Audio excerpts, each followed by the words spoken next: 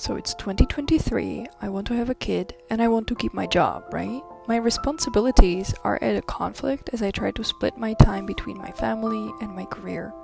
What do I do about it? Well, that's what my master thesis was about, specifically company childcare, and I'll tell you more as I walk my dogs in the park. In Czech Republic, new parents are supported quite extensively. There is a very long leave, accompanied by financial aid and even tax breaks. However, the spending on childcare services is spent mostly on services for kids older than 3. For kids younger than 3, there is basically no formal childcare, as there is a strong cultural norm that parents should stay at home with their kid at least until they're 3 or even older. To illustrate my point, only 7.4% of kids under 3 are cared for in formal childcare arrangements, compared to 86.7% of kids aged 3 till school age. That's because, from the age of 3, they can attend public kindergartens. But these kindergartens are cheap as they're heavily subsidized by the state, so they're completely full. There's usually 24 children per one teacher, so you can imagine the quality of care these overworked and underpaid teachers are able to provide. Private childcare options exist, but they're unaffordable to many, despite the parents working full-time.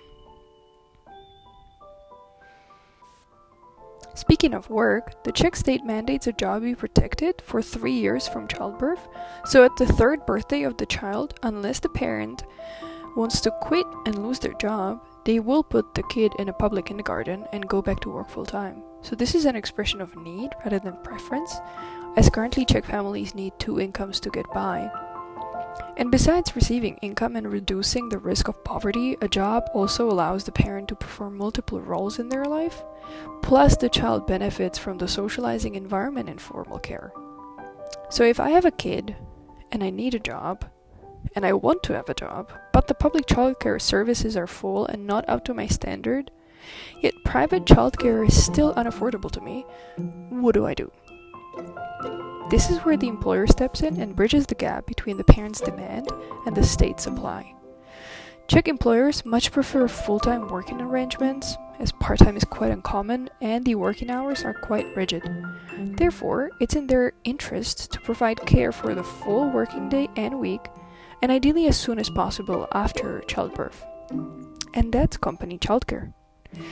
It's a highly customized, high-quality, affordable childcare for children from as little as 1 year old. In the companies I interviewed, their childcare centers' opening hours reflect the working time of the company. They provide a ton of activities for the kids. Their child-teacher ratio is sometimes as low as 4 children per teacher, and that's all taking place on site, of the workplace, or in immediate vicinity. What the parents appreciate the most, however, is the quality of the service, the pro-client approach, the individualized care and learning, all for a price comparable to that of public childcare. That's because the employer subsidizes the tuition along with the Czech state, so the parents only pay around 1/3 of the costs. Now, why would the employer do that? The motivation is to retain highly skilled and experienced employees who started a family, especially women, and get them to come back from leave as soon as possible. That way, the employer does not lose the employee with their know-how, doesn't have to hire a replacement, and can even use the childcare benefit as a leverage when hiring new employees. The company's productivity remains high and employees are content. Such a benefit is of course quite expensive, as the childcare center has to be built and run. Czech employers are however more worried about the backlash from employees who are either not eligible for the benefit, as there are no parents or they have older children, or they are eligible but there are no places left in the kindergarten. I spoke to experts from specialist childcare providing companies who helped all of the employers open and run the centers, and they advise the employer must communicate about the exclusivity of the benefit quite carefully, as solidarity with new parents is sometimes missing in Czech companies. So what are the effects of company childcare centers? 1. Parents can combine work and family life earlier than at their kids' school age, using a high-quality yet affordable childcare service that's conveniently right outside their office. 2. Mothers specifically get to keep their jobs and careers.